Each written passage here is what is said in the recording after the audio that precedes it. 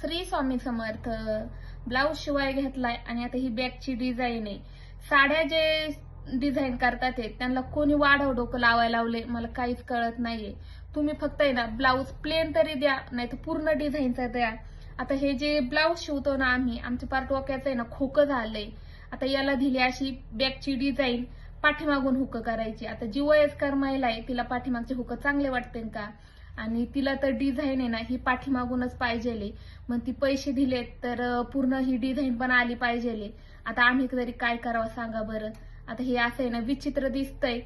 आणि याला आहेत ना पाठीमागचे जे डॉट राहतात ना टक्स, ते टक्स पण असे प्लेन दिलेले आहेत.